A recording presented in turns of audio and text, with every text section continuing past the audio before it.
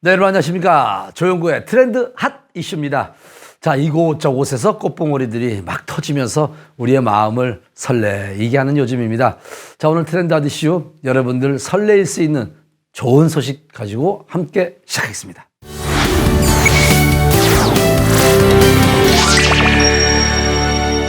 따뜻한 날씨에 만물이 피어오르는 것을 보고 싶지만 아직까지 팬데믹의 여파로 외출이 쉽지 않은 것이 사실입니다.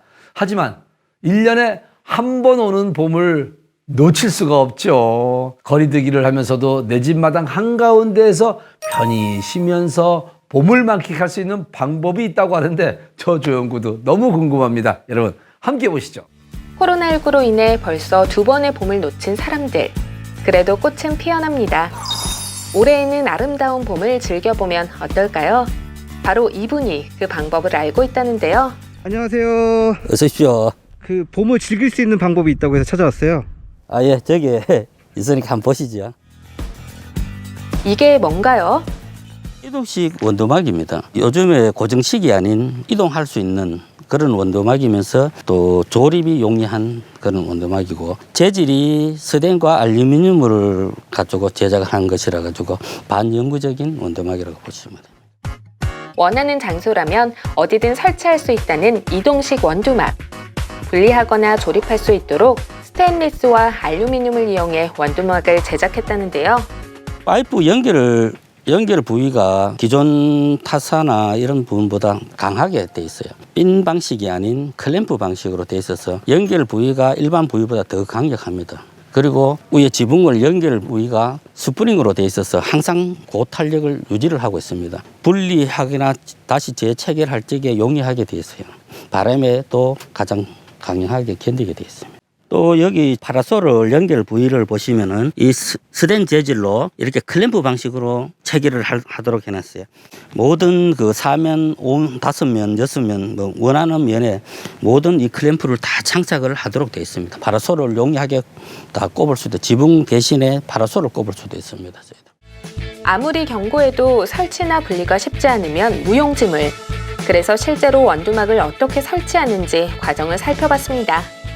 먼저 앉을 자리가 되어줄 곳에 각각 나사를 조여주면 상판 완성. 그 후 햇볕을 가려주고 바람을 막아줄 지붕을 설치하기 위한 기둥들을 사면에 세워줍니다. 클램프 방식이어서 딱딱 채워주기만 하면 아주 쉽게 조립이 가능하죠. 얼추 지붕의 틀이 완성된 것 같죠? 흔들리지 않게 잘 조여준 후 이제 그늘막을 씌워주면 됩니다. 어떤가요? 아주 쉽고 간단하게 원두막이 설치됐습니다. 대표님, 설치가 엄청 간단하네요.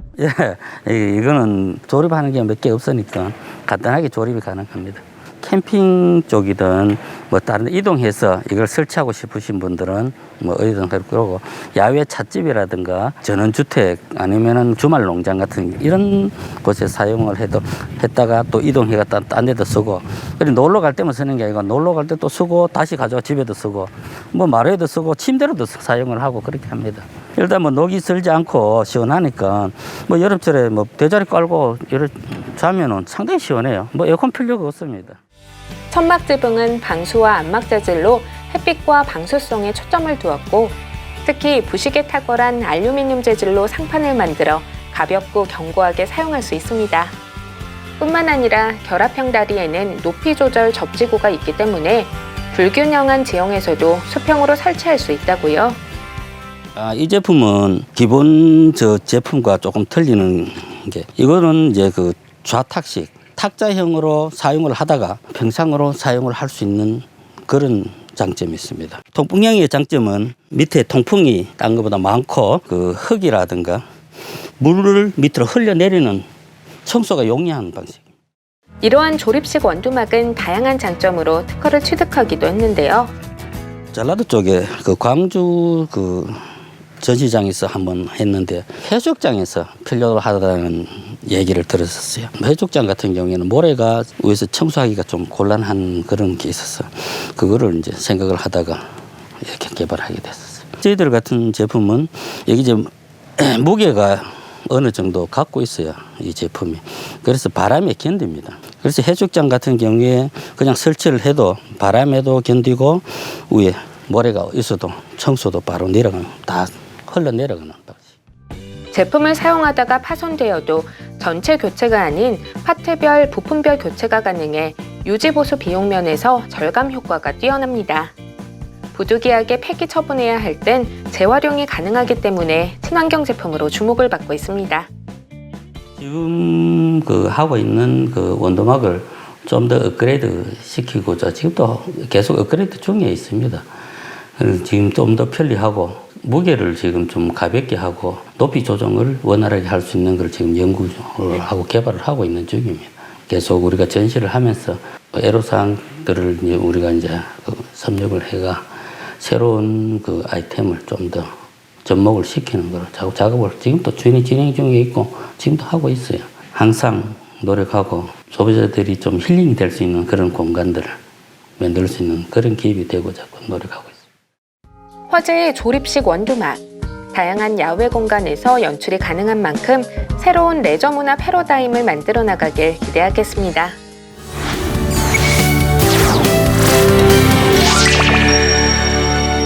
주변에 심심치 않게 산업재해로 인한 사건, 사고를 들을 수가 있습니다. 이러한 사례는 보통 안전관리 시스템 미비나 안전 불감증 등의 조직 문화에서 비롯된 재해라고 지적되었고, 이러한 문제를 구조적으로 해결하여 재발을 방지하기 위해서 다양한 법률들이 시행되고 있습니다. 하지만 이와 관련돼 다양한 문제들이 제기가 되고 있다고 하는데 자세한 내용을 법률 전문가를 통해 들어보기로 했습니다. 여러분, 화면 보시죠.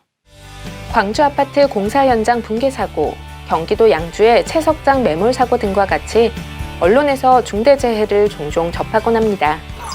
이러한 중대재해는 크게 중대산업재해와 중대시민재해 두 가지 유형으로 구분되어 있는데요. 현재 우리나라에서는 이와 같은 중대재해를 예방하고 시민과 종사자의 생명과 신체를 보호하기 위해 중대재해 처벌법을 운영하고 있습니다. 문제는 실제로 산업 현장 등에서 중대재해를 예방하는 데에 실질적인 도움을 줄 수 있는지 논란이 있다는 것. 하지만 이미 법률이 시행된 이상 기업의 경영 책임자 등은 불의의 사고 발생에 따른 법적 책임을 최소화하기 위해 만반의 대비를 해야 할 필요가 있습니다. 중대재해처벌법은 중대재해를 예방하고 시민과 종사자의 생명, 신체를 보호하는 것을 목적으로 하는데, 그 목적 달성을 위해서 법은 안전보건 조치 의무를 위반한 사업주나 경영 책임자 등을 처벌하고 있습니다. 그것이 중대재해처벌법의 내용입니다. 중대재해처벌법상에 방금 전에 말씀드린 안전보건 조치 의무가 있거든요. 그런 것들을 위반해서 중대재해가 발생할 경우에는 단순히 사고 발생에 그치지 않고 기업의 존폐와도 관련될 만큼 중대한 이슈가 될 수가 있거든요. 그래서 기업으로서는 안전보건 조치 의무를 충실히 이행했다는 점을 뒷받침할 수 있도록 각종 제도나 시스템을 보완, 구축하는 것이 필요합니다. 먼저 중대재해를 예방하기 위해서 법이 요구하고 있는 각종 의무들을 기업들이 충실히 이행할 수 있도록 저희들이 도움을 드리고 있고, 중대재해가 발생했을 때 기업들이 부담하게 되는 처벌이라든지 또는 손해배상 책임 등을 감경 면제할 수 있도록 다양한 해결책을 제시해드리고 있습니다. 대한민국 최대 로펌 출신, 세계적 글로벌 기업 사내 변호사 출신, 그리고 다양한 분야의 소송 사건을 수행하면서 경험을 쌓은 소송 전문 변호사 출신 등 전문성과 업무 노하우를 보유한 변호사, 컨설턴트와 함께 중대재해 법률 자문을 위해 노력하고 있다는데요. 이렇게 기업 법무 영역에서 전문성을 바탕으로 고객 니즈에 대해 신속하게 대응하다 보니 의뢰가 이어지고 있는 상황이랍니다. 최근에 이 중대재해법이 워낙에 법적 책임을 무겁게 하다 보니까 기업이나 경영 책임자들께서 막연한 두려움을 가지고 계세요. 그러니까 무조건 사고가 나면은 처벌이 된다라고 그런 막연한 두려움을 갖고 있고, 또 어떤 경우에는 법 내용 자체가 되게 애매하고 모호하다 보니까 되게 포괄적으로 규정되어 있다 보니까 어떤 거를 해야 될지 되게 모르는 경우도 많아서 사실상 어떻게 보면 방치하는 경우도 되게 많거든요. 그리고 또 이제 저희가 컨설팅을 진행하다 보면은 이 경영 책임자들께서 그냥 형식적으로 어떻게 보면 좀 임시방편적으로 그런 조치들만 취하고자 하는 그런 경향들이 많은데, 사실은 저희는 그런 거에 대해서 상당히 좀 조심스럽게 말씀드리고 싶은 게, 형식적인 조치만으로는 이제 중대재해법 처벌을 피해갈 수가 없습니다. 그러니까 회사가 할 수 있는 그 최선의 조치, 충실한 조치를 취해야지만이 이 법의 처벌을 피할 수 있는 그런 상황이 될 수도 있고요. 아무것도 안 한다고 한다면은 그 무거운 책임을 피할 수가 없는 그런 법률이라고 보시면 될 것 같습니다. 특히 모든 변호사들이 영어를 원어민처럼 구사하기 때문에 외국인들을 위한 법률 서비스도 진행하고 있는데요. 글로벌 커뮤니케이션 능력을 가지고 있는 바 외국 기업의 운영 및 의사결정 구조에 대한 수준 높은 이해와 경험을 바탕으로 담당 변호사가 영어와 일본어 등으로 직접 업무를 수행하고 있습니다. 또한 상당한 수의 외국인들이 한국에 거주하고 있음에도 불구하고 이들은 근로관계나 가족관계 등 생활에 밀접한 관련이 있는 법률관계에 있어서도 언어적 장벽 때문에 한국 변호사들의 조력을 받기 어려운 상황에 처해 있습니다. 그들에게 이렇게 말해주고 싶습니다. For those having difficulties communicating with Korean attorneys, please be aware that there are bilingual Korean attorneys available for your legal service. 실제로 입소문을 타고 최근 내국인과의 투자 분쟁, 해고나 퇴직금 등과 같은 노동법 문제, 이혼 등 가사법 분야에서 외국인들의 의뢰가 증가하고 있다고요. 저희 구성원들이 과거에 이제 그 대형 로펌이라든지 아니면 대기업 사내 변호사들 뭐 이런 분들로 이제 구성이 되어 있거든요. 그러다 보니까 과거에는 주로 이제 그 국내 큰 기업들만을 상대로 해왔는데 올해부터는 저희가 가지고 있는 이런 전문적인 지식이라든지 또는 노하우를 이런 대기업뿐만 아니라 그동안 이런 전문적인 서비스를 못 받아왔던 중견기업이라든지 이런 중소기업들 그리고 여러 가지 면에서 법률적으로 불편을 겪었던 이런 외국인들을 상대로 해가지고 저희 지식을 한번 이렇게 여러분들과 뭐 공유를 하고 싶다라는 생각을 가지고 있습니다. 그래서 그 계획을 좀 추진하고 있습니다. 사회적으로 관심이 집중되고 있는 중대재해나 산업안전 분야에서 활발하게 업무를 수행하고 있는 법무법인. 법률 문제를 안고 있는 많은 분들이 합리적인 비용으로 체계적이고 전문적인 법률 서비스를 받을 수 있길 기대하겠습니다.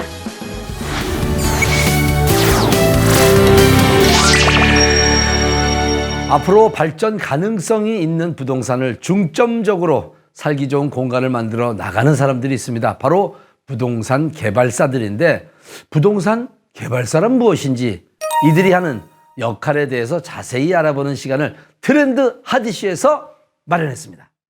각각 도시에서는 각자 나름의 분위기가 느껴집니다. 이러한 분위기는 부동산 개발자들이 만들어낸 결과물이라고도 볼 수 있는데요. 이처럼 부동산 개발자들을 디벨로퍼라고 하는데 오늘은 대구광역시와 경북 7곡군을 중심으로 단순히 이득만 취하는 개발이 아닌 버려진 공간을 새롭게 해석하며 더 좋은 공간으로 만들고 있는 디벨로퍼를 만나볼까 합니다. 저희 회사는 토목 건축 종합건설 면허 보유업체로 대구, 경북 7곡을 중심으로 부동산 개발 사업에 토지 매입, 인허가, 토목공사, 건축공사, 금융 등을 종합적으로 처리하여 공급하는 회사입니다. 빠르게 변화하는 부동산 시장의 흐름에 맞춰 고객 니즈를 반영한 다양한 서비스를 제공하고 있습니다. 기획, 개발, 시공, 임대, 판매, 관리 등 부동산과 관련된 전반적인 사업을 진행하고 있는 회사. 사실 전국에 이렇게 부동산 디벨로퍼 역할을 하는 회사들은 많지만 이곳이 주목을 받고 있는 특별한 이유가 있다는데요. 바로 나름의 노하우를 바탕으로 안전하게 부동산을 공급하고 있기 때문입니다. 일반 고객들은 자신이 필요한 부동산에 대해 토지 매입, 인허가, 토목공사, 건축공사, 금융 등을 직접 처리해야 하므로 비전문성에 대한 리스크 부담을 갖고 있으며 각 가정에서 문제 발생 시 해결하지 못한 심각한 사항에 부딪히는 일이 빈번합니다. 특히 인허가와 직접적으로 관련된 지역지구 등 지정 여부를 파악하지 못하고 토지를 매입할 시 해당 토지에 대한 규제로 자신이 원하는 건축물을 시공하지 못하는 난감한 사항이 발생할 수 있습니다. 이에 당사에서는 중견건설사로서의 전문성으로 고객이 필요한 부동산, 공장, 창고, 주택, 근린생활시설 등을 안전하고 합리적인 가격으로 공급하고 있습니다. 안전하고 합리적인 방법으로 부동산을 공급하기 위해 노력하고 있는 기업. 그렇게 하기 위해 가장 먼저 진행하는 것이 있다는데요. 바로 고객이 원하는 용도에 가장 적합한 토지를 매입하는 것이랍니다. 그래서 공사 기간을 줄이고 안정적으로 사업을 진행할 수 있답니다. 모든 부분들이 중요하겠지만 특히 신경 써야 하는 분야가 고객이 원하는 용도에 가장 적합한 토지 매입입니다. 예를 들어 주택 건축을 원하는 고객에겐 매입 토지에 대한 접근성과 환급성, 황금성 등을 종합적으로 판단하여 가장 적합한 토지를 매입한 뒤 시공하여야 장기적인 고객 만족을 이루어낼 수 있습니다. 이와 같은 방법으로 경북 물류센터 및 대구 물류센터 부지 조성 공사를 진행하는 것은 물론 AS센터, 소규모 공단 조성, 일반 산업단지 진입도로 및 기반 조성 공사, 기세곡천 하천 재해 예방 사업, 역사 누림길 조성 사업 등을 진행하며 약 10여 년간 부동산 개발을 성공적으로 마무리할 수 있었다고 합니다. 다양한 부동산 개발 사업들을 성공적으로 마무리할 수 있었던 이유는 저희 회사만의 철학이 뒷받침되고 있기 때문입니다. 첫째, 정직하고 발전적인 파트너십으로 원칙과 약속에 충실한 기업. 둘째, 끊임없이 변화 성장해가는 건설 시장에서 사회적 소임을 다하는 기업. 셋째, 성실 시공은 물론 안전을 최우선시하고 친환경을 보존하기 위해 노력을 게을리하지 않는 친환경적 기업. 넷째, 기술력 중심의 시공 체계를 구축하고 축적된 시공 능력과 노하우로 기필코 보답하는 기업. 저희는 모든 임직원이 위와 같은 철저한 원칙 하에 업무를 진행하고 있습니다. 남다른 기술력을 바탕으로 성실하고 책임감 있는 시공을 하며 이상적이고 합리적인 부동산 공급을 통해 사회적 소임을 다할 예정이라는 기업. 앞으로도 사회 발전은 물론 고객들과 함께 상생할 수 있도록 노력할 계획이라고 합니다. 현재 융복합 리조트 개발 사업을 추진하고 있고 산업형, 주거형, 유통형 도시개발 사업을 추진하고 있습니다. 세상을 살아가면서 가장 행복한 일이 나도 이뤘고 다른 사람도 이룬 일이라고 생각됩니다. 현재 회사에서 하고 있는 일들을 더욱더 발전시켜 항상 이룬 일이 생기도록 노력할 것입니다. 이상적이고 합리적으로 부동산을 공급하고 있는 부동산 개발사. 앞으로도 부동산을 토대로 안녕과 번영을 이루며 많은 사람들에게 이로움을 제공해 주길 기대하겠습니다.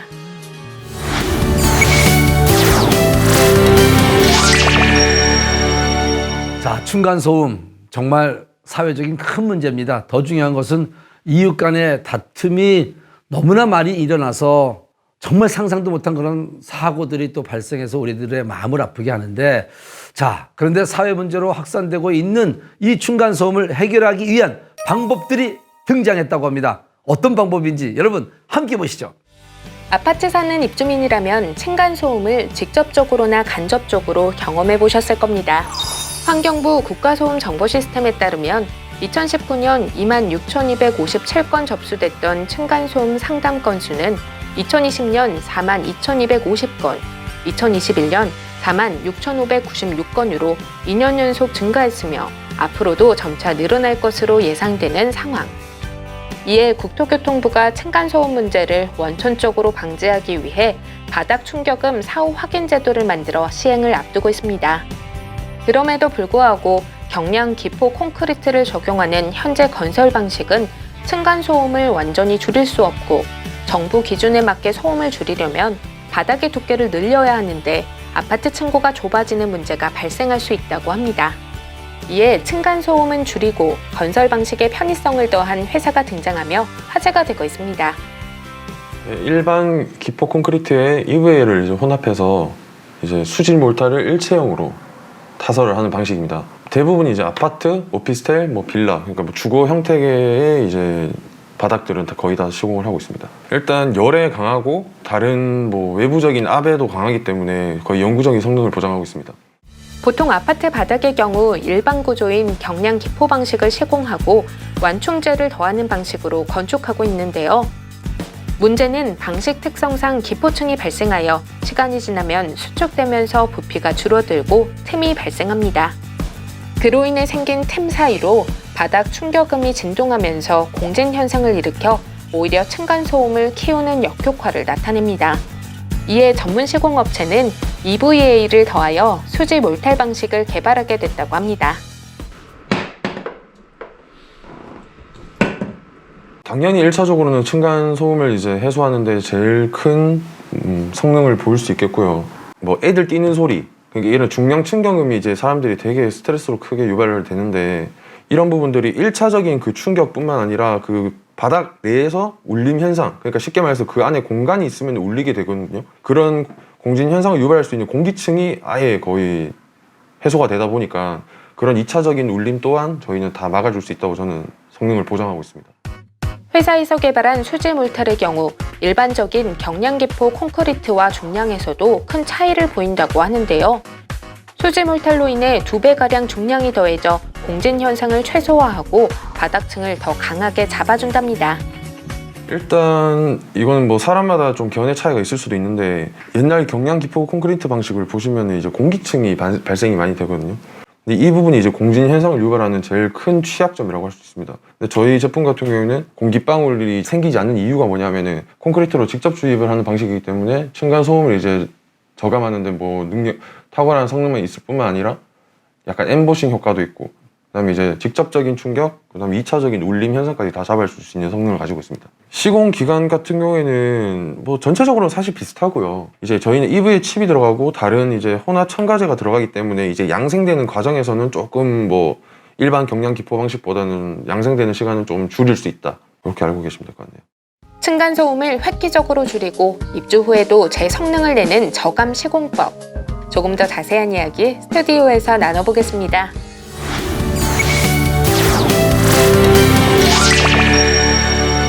자, 사회 문제로 거론되고 있는 층간소음 문제를 해소할 수 있는 방법에 대해서 알아봤습니다. 좀 더 자세한 이야기를 나눠보기 위해서 바로 층간소음 저감 시공법을 개발하신 황주연 대표님을 자리해 모셨습니다. 안녕하세요. 안녕하세요.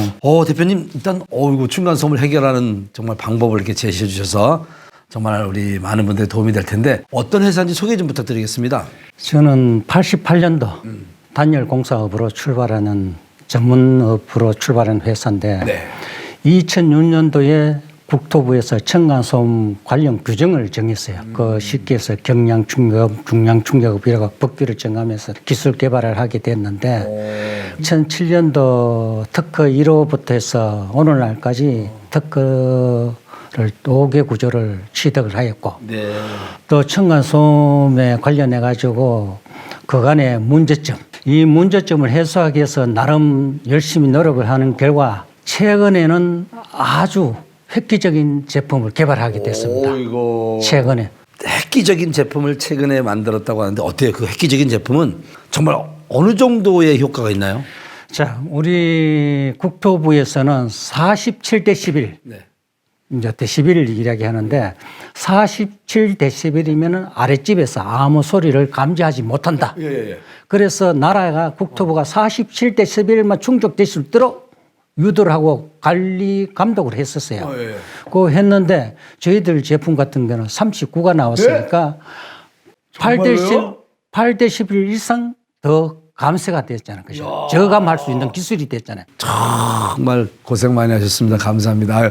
또 앞으로도 이제 그 층간소음 그 법도 이제 더 강화된다고 하는데 우리 또 이제 황전 대표님 같은 분이 계셔서 층간소음이 해결될 거라고 생각하고 앞으로 어떤 계획들을 좀 갖고 계세요? 저는 우리 국민 모두가 편안하고 안락한 집에 살고 싶게 하고 싶은 게 제 마음이고 또 방금 얘기했죠. 우리 아이들이 거실에서 마음껏 운동장처럼 마음껏 뛰어놀 수 있는 아파트. 이런 아파트 짓는데 제가 작은아마 일조하고 싶은 생각입니다. 자, 층간소음 때문에 살면서 얼마나 힘드셨습니까? 아유, 정말 사는 게 아니다라는 분도 많고 또 사회적인 문제도 많이 대두됐었고 또 이웃 간에 많이 불편했을 텐데 황지연 대표님께서 층간소음을 해결할 수 있는 아주 훌륭한 제품을 만들었다고 하니까 앞으로 우리의 층간소음도 해결될 거라고 생각합니다. 황지연 대표님 감사합니다. 감사합니다. 고맙습니다.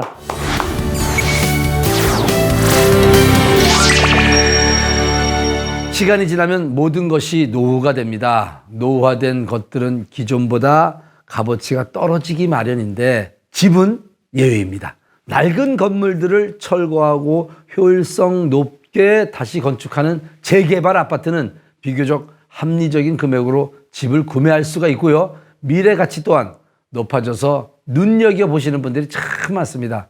아파트 개발 사업에 모든 것 김현정 리포터와 함께 알아보겠습니다. 열악한 환경을 새롭게 구축해 아파트를 짓는 재개발 아파트. 일반 분양 가격보다 훨씬 낮은 가격으로 아파트를 분양받을 수 있어 많은 분들이 재개발 아파트에 관심을 갖고 있죠. 그렇다면 우리나라에 많고 많은 재개발 아파트 중 어떤 것들을 선택해야 할까요? 안녕하세요. 트렌다디지 리포터 김현정입니다. 요즘 재개발에 관심 있는 분들이 참 많은 것 같은데요. 그래서 오늘 특별히 이 부동산 개발이 활발하게 이루어지고 있는 이곳 부산에 제가 또 찾아왔습니다. 요즘 부산에 재개발 아파트가 인기라고 하는데요. 그렇다면 그 인기는 이유, 그리고 투자 방법, 그리고 또 주의할 사항까지 함께 알아볼까 합니다. 지금 바로 가보실까요? 아파트 주택개발 사업은 크게 관청, 민간 추진 방법 이렇게 두 가지로 나뉩니다. 관청에서 추진하는 정비 사업의 경우 평균 15년에서 20년 정도의 오랜 시간이 필요하지만 민간이 자율적으로 추진하는 지역주택조합 사업의 경우 토지 확보만 원활하게 진행되면 2년 안에 조합 설립이 가능하고 약 5에서 7년 정도로 사업기간이 짧아 아파트의 빠른 입주가 가능하다고 볼 수 있습니다. 실제로 이러한 장점을 바탕으로 부산에서 많은 민영개발 사업을 하며 사람들에게 살기 좋은 환경을 만들어주고 있는 한 회사가 있습니다. 안녕하세요. 안녕하세요. 이곳이 또 살기 좋은 환경으로 또 이렇게 변화시켜주는 회사라고 듣고 왔거든요. 정확한 또 회사 소개 한번 먼저 부탁드릴게요. 우리 회사는 부동산 개발 전문업체로서 단년간 축적된 노하우와 체계적인 사업 프로세스를 바탕으로 하여 기존의 지역주택조합 개발 방식에서 탈피한 획기적인 재개발형 지역주택조합 방식을 채택하고 있으며 우리 회사는 지역주택조합의 시행과 분양, 대행, 부동산 개발을 전문으로 하는 기업입니다. 또한 지역주택조합을 추진함에 있어서 항상 신뢰받는 사업 운영과 고객 지향적인 서비스 마인드, 조합원의 이익을 우선으로 생각하며 동반 성장할 수 있도록 노력하고 있습니다. 부산에서 60여 년을 거주한 토박이로 약 30여 년 동안 아파트 개발 사업을 운영하며 지식과 노하우, 사업 추진력을 쌓아오고 있다는 회사. 이를 바탕으로 재개발형 지역주택조합 아파트를 선보이고 있다고요? 사실 몇 년 전부터 이 재개발에 대해서 사람들이 정말 많은 관심을 보였는데 그런데 이게 실제로 공사가 되지 않는 등 각종 여러 가지 문제가 있다 보니까 아무래도 불안감도 함께 높아지는 것 같아요. 그렇다면 이 지역주택조합 아파트에 대한 설명 한번 자세하게 한번 부탁드릴게요. 지역주택조합 방식에 의한 재개발은 주택법을 적용받는 지역주택조합 사업으로 진행이 되는데 모든 초기 경비와 토지대금을 마련하여 사업을 진행하기 때문에 사업 진행 과정에서 많은 자금이 필요하게 됩니다. 일반 모집조합원의 분담금으로 자금을 조달하다 보니 정상적인 사업 성공률이 낮아지는 것이 현실이고 각종 뉴스나 개인 방송 등을 통하여 잘 아시는 바와 같이 많은 자금과 사회 문제가 발생하고 있는 것도 사실입니다. 이러한 자금과 문제점을 해결하기 위하여 정부에서도 2020년 7월 24일부로 관련 법령 등을 개정하여 보완하였다고는 하지만 문제점을 완전히 해소하지 못하고 있는 실정입니다. 우리 회사는 이러한 문제점을 해소하기 위하여 재개발 정비사업의 장점과 지역주택조합 사업의 장점을 결합한 방식으로 재개발형 지역주택조합이라는 획기적인 방식으로 진행하고 있습니다. 현재 진행되고 있는 지역주택조합 사업을 깊이 들여다보면 전문성이 떨어지는 부동산 개발 업체들이 많고 결국 토지를 확보하지 못하는 등과 같은 문제를 만들기도 합니다. 이러한 문제는 사회 문제로까지 비화되고 있는 상황인데요. 회사에서는 이러한 문제를 해결하기 위해 재개발 정비사업 장점과 지역주택조합 사업 장점을 결합한 방식인 재개발형 지역주택조합으로 사업을 진행하고 있다고 합니다. 그렇다면 우리가 일반적으로 알고 있는 지역주택조합 사업과는 좀 다르다는 말씀인 것 같은데 그럼 앞서 말씀하셨던 그 재개발형 지역주택조합 사업에 대해서 자세한 설명 부탁드릴게요. 재개발형 지역주택조합은 첫째로 사업 부진의 부동산 소유자의 토지 사용 승낙서와 지구단위 신청 동의서를 받아 조합원 모집 신고를 득하고 부동산 소유자가 조합원 가입을 함으로써 매입 없이 토지를 확보하는 방법입니다. 둘째로 재개발 정비사업은 부동산 소유자들이 60% 이상 동의를 2번 받아 진행합니다. 사전 타당성 조사를 하고 정비구역 지정을 승인받아야 하며 정비 지역 결정고시 후 조합 설립을 위해 75%의 동의를 받아서 조합 설립, 사업계획 승인, 관리처분 인가 등 각종 절차를 받아 진행하므로 현실적으로 15년 이상 소요된다고 보면 됩니다. 그러나 주택법은 토지사용승낙서 및 지구단위 신청 동의서 한 번으로 구청에 지역주택조합 모집신고 필증을 받아 원지주 조합원 가입서를 먼저 받은 후 일반 조합원을 모집하고 분담금으로 사업자금을 마련하여 진행할 수 있습니다. 단 원지주 조합원에게는 조합 설립 후 95% 동의를 하여 사업 부지를 확보할 때까지 전혀 돈을 낼 필요가 없으며 원지주 조합원의 신뢰를 받을 수 있습니다. 사실상 우리의 재개발형 지역주택조합 사업은 재개발정비법의 절차를 생략한 민영 재개발 지역주택조합 사업인 셈입니다. 그렇군요. 그렇다면은 이 사업 추진 방향 자체가 남다르다 보니까 이 사업 기간도 좀 다를 것 같아요. 어떤가요? 물론입니다. 당사가 제시하는 개발 방식은 사업 추진 기간을 최소화할 수 있습니다. 재개발정비법은 15년, 지역주택조합 사업은 5년으로 초기 지주 동의율 70%를 득한다면 조합 설립까지 단기간 내 사업 추진이 가능합니다. 우리 회사의 사업 진행 방법은 사업 부지 내 지주들의 토지 사용 승낙서와 지구단위 신청 동의서를 제출하고 구청으로부터 50% 이상 지주 동의서인 조합 모집 신고 필증을 받아서 지주들의 지역주택조합 가입서를 제출하여 조합 가입을 합니다.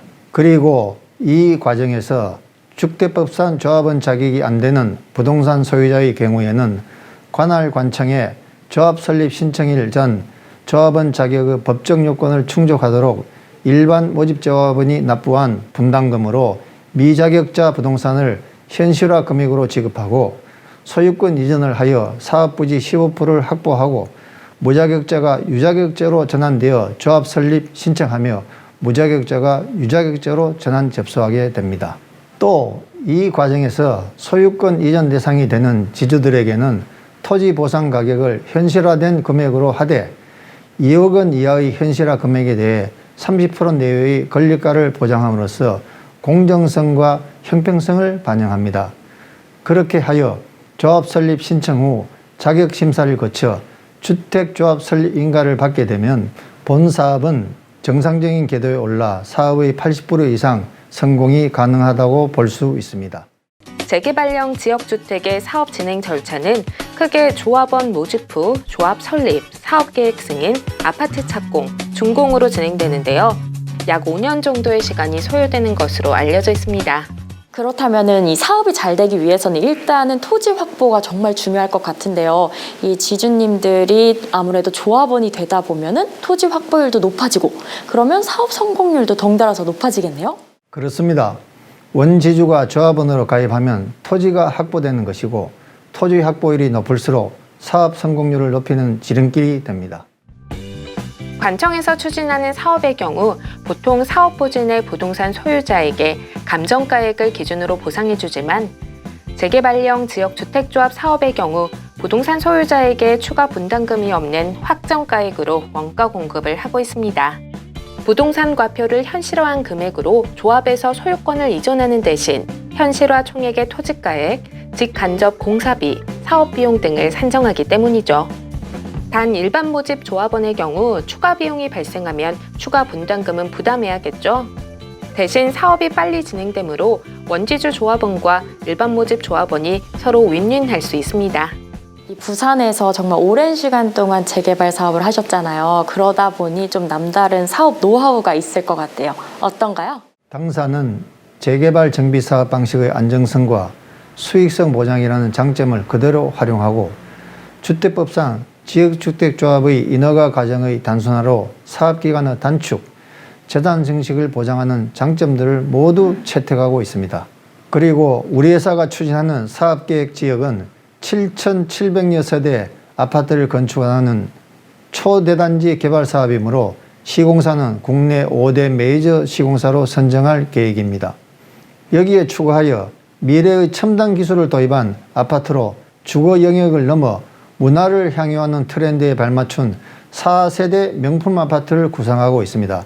일반적으로 아파트는 브랜드명과 고급화에 따라 가치가 크게 차이가 납니다.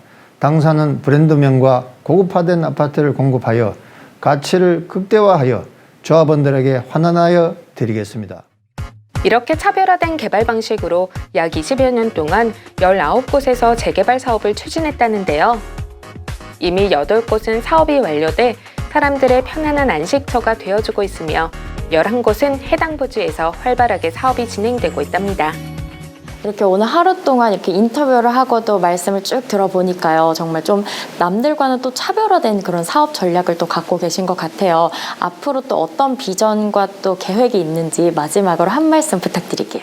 학군, 생활환경, 지하철, 교통, 금정산의 자연환경, 국가공공병원, 침례병원, 문화시설, 편의시설 등을 모두 갖춘 명품 아파트를 건축함으로써 부산, 울산, 경남의 특급 주거단지로 변모하게 될 것입니다. 당사가 추진하는 사업에 지주님들의 적극적인 동의와 협조와 격려를 부탁드립니다. 재개발 정비사업 장점과 지역주택조합 사업 장점을 결합한 방식은 재개발형 지역주택조합. 많은 서민들이 합리적인 가격으로 안전하게 내 집을 마련하는 데 큰 도움이 되길 기대하겠습니다.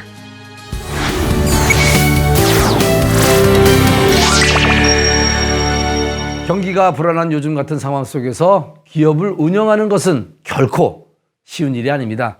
수익만으로 이자 비용조차 감당할 수 없는 상황에 이르게 되면 경영자는 결단을 내려야 하는데, 이때 생각해 볼 수 있는 것이 바로 기업 회생 및 파산 제도입니다. 기업 회생, 파산 제도가 무엇인지, 어떤 절차로 이루어지는지 자세히 알아보는 시간 트렌드 핫이슈에서 마련해 봤습니다.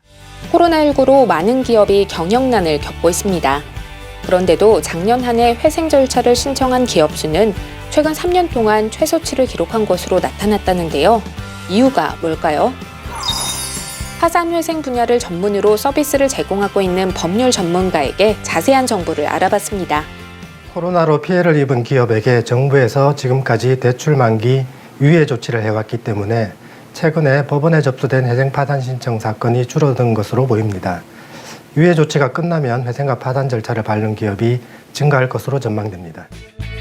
3월 대출금 상환 유예 조치가 끝나면 이자도 갚기 어려운 상황에 처한 기업들이 쏟아져 나올 것으로 예상되는 상황.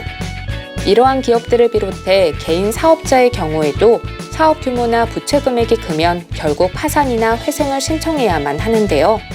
기업을 계속 유지하면서 사업을 계속할 때의 경제적 가치가 기업 재산을 당장 처분했을 때 채권자들에게 보장되는 청산 가치보다 높다면 회생 절차를 진행할 수 있습니다.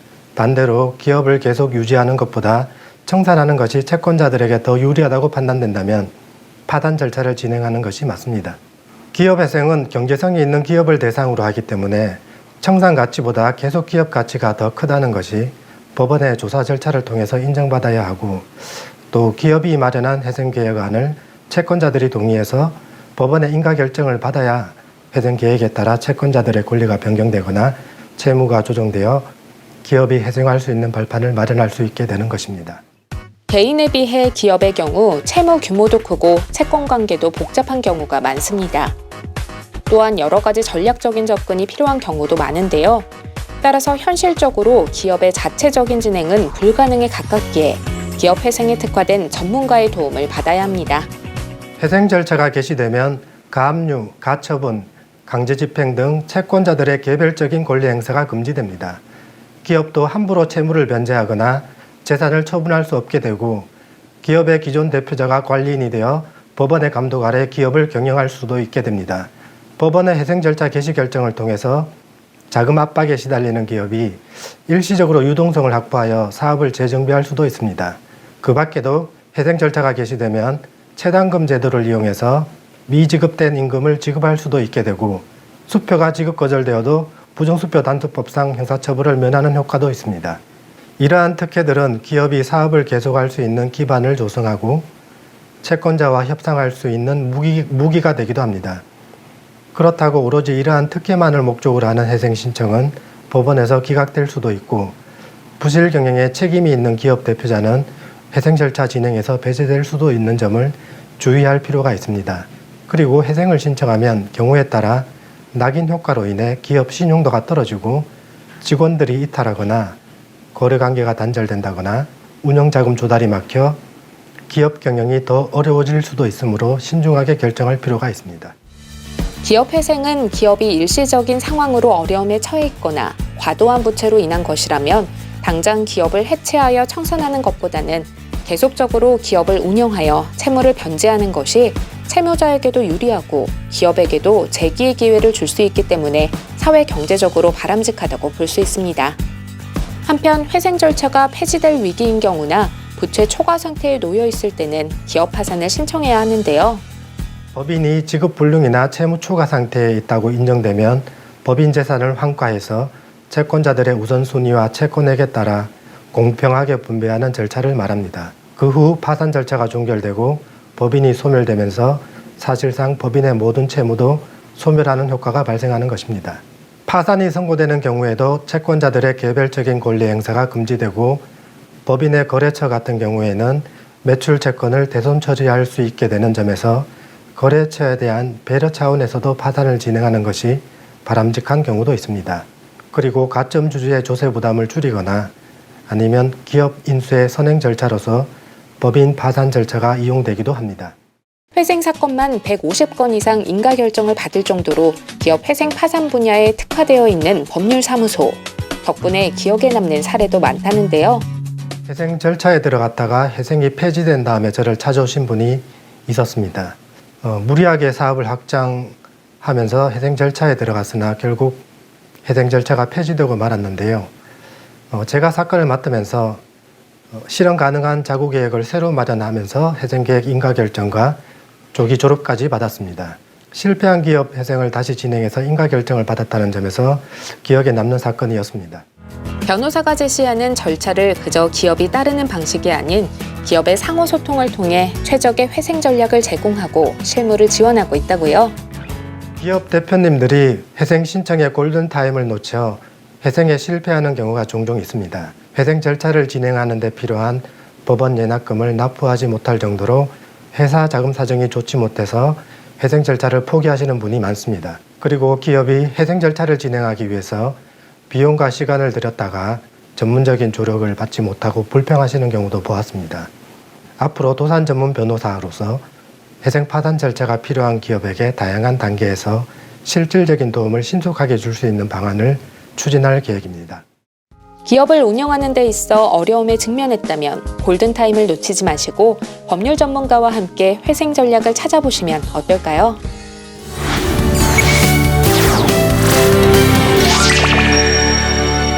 업무 환경과 휴식 공간이 복합된 사무실을 요구하는 수요도 많아지면서 섹션 오피스 종류 중에 하나인 라이브 오피스가 인기를 얻고 있다고 합니다. 라이브 오피스. 여러분, 무엇인지 궁금하지 않습니까? 분양받기 위해서 어떤 절차를 또 거쳐야 하는지 궁금하신 여러분들을 위해서 자세한 내용 우리 김현정 리포터가 직접 알아보기 위해서 달려갔습니다. 아파트값이 하늘 높은 줄 모르고 치솟으면서 정부는 세금, 대출 등 각종 규제를 이어가고 있습니다. 오피스텔과 생활 숙박시설 역시 규제가 시작되면서 수요자들의 눈길은 수익형 부동산으로 향하고 있는데요.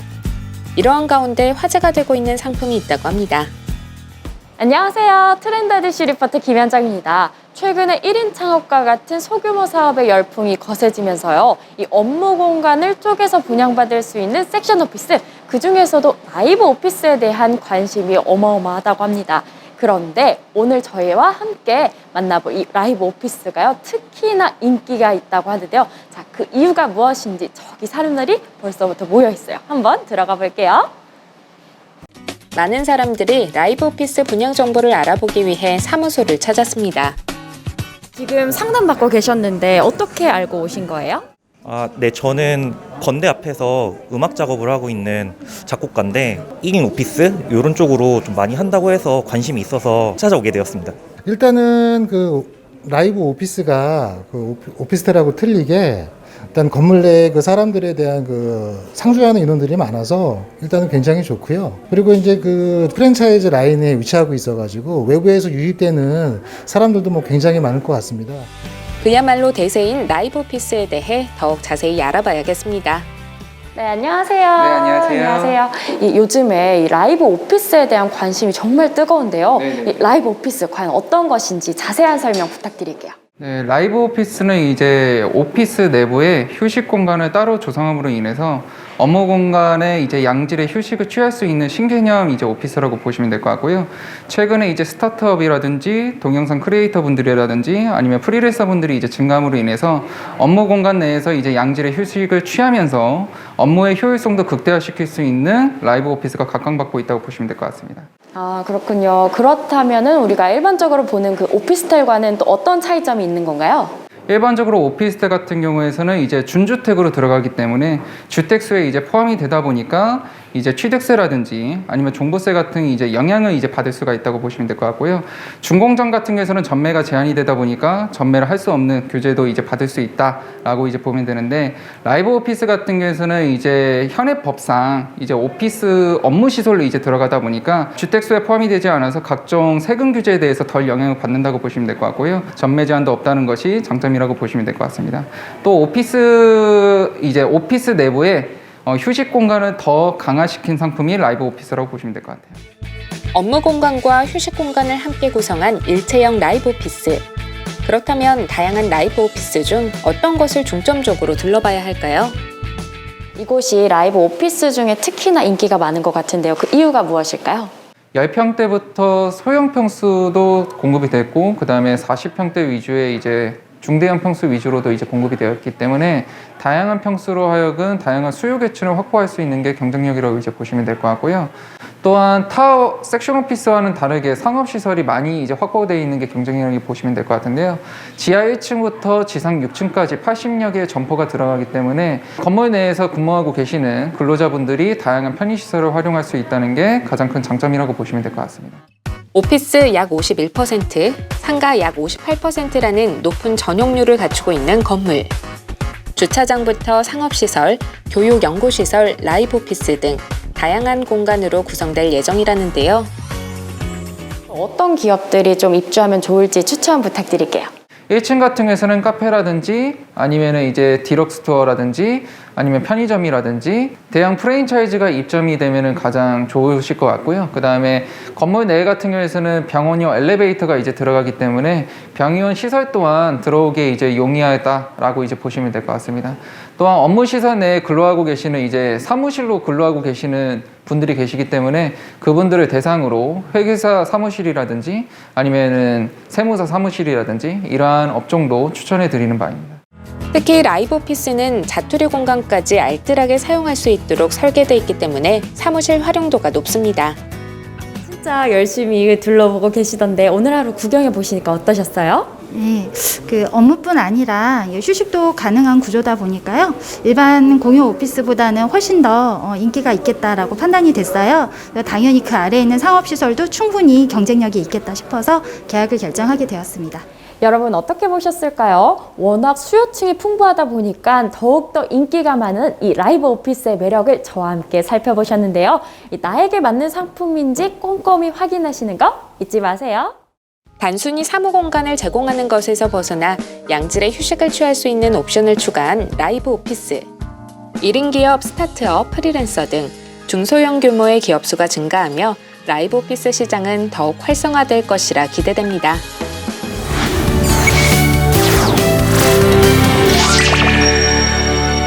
봄날을 맞아서 대청소하시는 분들 참 많습니다. 하지만 이 세탁이 쉽지 않은 카펫이나 커튼은 어떻게 해야 할까 고민하시는 분들 많은데 의외로 청소가 간단하다고 합니다.